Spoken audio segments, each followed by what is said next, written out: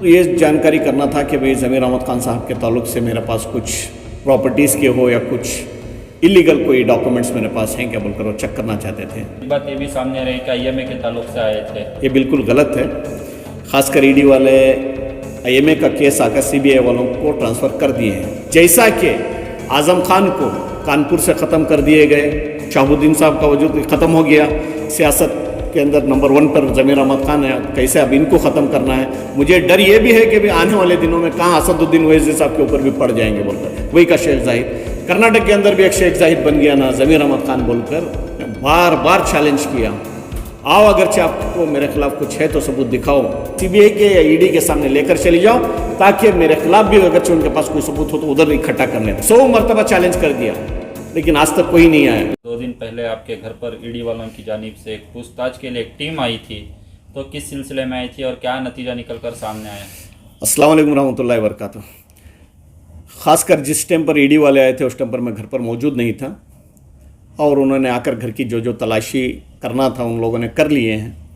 और उसके बाद कल आकर मैंने ईडी वालों के पास पहुंचा तो उन लोगों के कुछ सवालात थे, उसके जवाब मैंने देकर आया हूं। और किस सिलसिले में आए थे सर ईडी वाले आपके घर पर?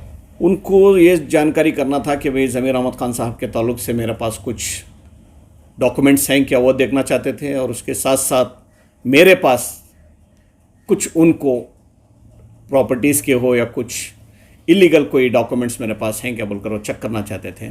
तो अल्लाह का करम है कि भाई मैंने ऐसे चीज़ों में कभी आया भी नहीं हूँ और ऐसा चीज़ें कभी किया भी नहीं हूँ, अल्लाह का करम है। तो एक बात ये भी सामने रही कि आईएमए के ताल्लुक से आए थे। ये बिल्कुल गलत है।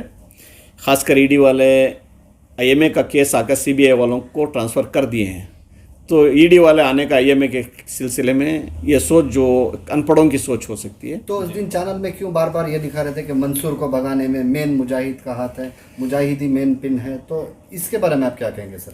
वो सरासर गलत है। वो ऑलरेडी हो गया है, वो जो हो गया किस्सा उसके बारे में फिर अब सवाल करना मुनासिब नहीं है, क्योंकि सीबीआई इंक्वायरी कर रही है। अगरचे मेरे भगाने में उनके लिए मेरा हाथ होता तो मैं कौम के लिए सबसे पहले पासपोर्ट दिखाकर 6.5 करोड़ लोगों के दरमियान मैं अकेला अरेस्ट नहीं होता, खामोश इख्तियारी करता। लेकिन कौम की हमदर्दी में लोगों के सामने आवाज़ उठाकर मैं फंसा और उसी के लिए जिसका उसने नाम लिया उसको नहीं पकड़े, सबसे पहले मुझे पकड़े। मुझे पकड़ना होता तो 108वां आदमी होता मुझे पकड़ने के लिए। जिसका वो नाम लिया तो उनको पकड़कर बाद मुझे पकड़ना चाहिए था। ये मुंह खोल रहा है बोलकर सबसे पहले मुझे पकड़े। ये मैं कौम की हमदर्दी में किया था। तो वजह क्या हो सकती है सर? एक ही वक्त पर एमएलए ज़मीर अहमद खान साहब के घर पर भी रेड हुई, आपके घर पर भी पूछताछ के लिए आए थे, तो क्या वजह मानते हैं आप इसको? देखिए, ज़मीर अहमद खान साहब के घर के ऊपर राइड होना ये हमें पहले से ही मालूम था, क्योंकि जो स्टेट के अंदर, पूरे कर्नाटक स्टेट के अंदर जो दुबई का शेख जाहिद, नाम सुने होंगे शायद आप, उस तरीक़े का महल उन्होंने उनकी मेहनत से गौर गरीब की खिदमत करते हुए, जो लोगों के तकलीफ़ों में दोनों हाथों से सखावत करते हुए बचा हुआ पैसा अपनी मेहनत का, उसके अंदर वो महल बनाए हैं। अगरचे गौर गरीब की बग़ैर खिदमत किए किसी को, जो दूसरे एमएलए नहीं बांटते ना, उसी तरीके से बग़ैर बांटे के रहते, ऐसे 10 महल बना सकते थे। वो एक महल बनाए लेकिन लोगों को सहाने के लिए नहीं हो पा रहा है। तो आप क्या मानते हैं, जानिब से कंप्लेंट गई होगी ईडी वालों को? देखिए, कोई भी कंप्लेंट किया होगा लेकिन समझो वो कौम के ख़िलाफ़ रहेगा वो इंसान, और ख़ासकर मुस्लिम क़ायदीन के ख़िलाफ़ रहेगा। अल्लाह ने जिस तरीके से उनको वजूद में लाया है, जिस तरीके से उनको चमका रहा है, उसको जो सह नहीं सकते वो लोग, जो बीजेपी के तरफ से हो या दूसरे कोई कायदीन इनकी सखावत से जलते हों या इनकी तरक्की से जलते हों या इनको सियासत के अंदर जो मिल रहा मुकाम उससे जलते हों, उन लोगों का हसद का नतीजा उनके घर के ऊपर छापा पड़ा है। अगर ज़मीर अहमद खान नशाने पर होते तो रोशन बेग कर घर पर क्यों गई ईडी? देखिए, रोशन बेग साहब के बारे में मैं कुछ नहीं बोल सकता, क्योंकि उन्होंने स्टे ले रखा है कि भाई हम उनके खिलाफ़ कुछ नहीं बोल सकते। तो उनके पास बेहतर है कि भाई उनके बारे में उनके से ही सवाल करें। लेकिन ज़मीर अहमद खान साहब इसको स्टे नहीं लिया, इसीलिए मैं उनके बारे में बोलना मैं बिंदास बोल सकता हूँ।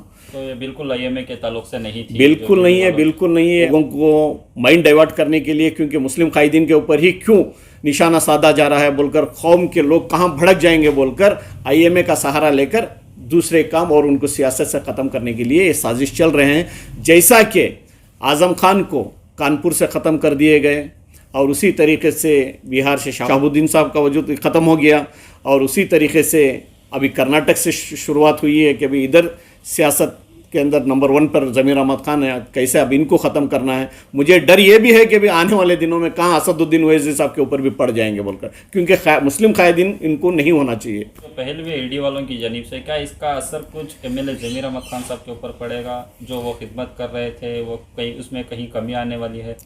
देखिए, मुझे जहाँ तक इल्म है, उनके अंदर घर के अंदर जो बैठते हैं ना कुर्सी, उसका भी इनकम टैक्स वो पे कर चुके हैं। लेकिन मुझे डर इस बात का ये है क्योंकि लोगों के बीच में दोनों हाथों से सखावत जो करते हैं, उन लोगों को सबूत बनाकर, उन गौर गरीब की जो खिदमत की है उनको सबूत बनाकर कुछ इनको तकलीफ पहुंचा सकते हैं लिमिट के हिसाब से। दूसरा, उनके ज़ाती मुफाद के लिए जो गवर्नमेंट को धोखा देकर, इनकम टैक्स को धोखा देकर, लोगों को धोखा देकर कोई ऐसा जायदाद उन्होंने इकट्ठा नहीं की है। सर, उस दिन रेड के दिन कई सारे स्टेटमेंट्स आए, कई सारे लोग बोले जब ये सीएम बदल ले उसके बाद ही क्यों ज़मीर अहमद के ऊपर रेड हुई? वो बीजेपी वालों से सवाल करना है, उसका सवाल मैं क्या बोल सकता हूँ। मैं बोल रहा हूँ ना, उनके महल से जो लोगों को तकलीफ हो रही है, कर्नाटक के अंदर दुबई का शेख जाहिद, कर्नाटक के अंदर भी एक शेख जाहिद बन गया ना ज़मीर अहमद खान बोलकर, उन लोगों को जो हसद था उन लोगों की करनी है कि भी ज़मीर अहमद खान साहब के ऊपर घर के ऊपर रेड पड़ी है। तो आखिरी बात सर, आप जब ईडी ऑफिस गए थे तब आपसे क्या इंक्वायरी हुई और क्या कहा गया? जो उन्होंने मेरे घर के अंदर इंक्वायरी कर कर जो चीज़ों का उन्होंने मुआयना करके लिख कर लेकर गए थे, उन लोगों को उस चीज़ों का जवाब देने के लिए आप खुद गए थे? मैं खुद गया था। मैं खुद चल कर गया कल 4 बजे और रात के 9-10 बजे तक इंक्वायरी हुई। जो उनके सवालात थे उसका पूरे का पूरा मुकम्मल तरीके से प्रूफ के साथ मैंने उनको जवाब देकर आया है और उन्होंने ये भी मेरे जवाब से उन्होंने इत्तेफाक भी रखे हैं।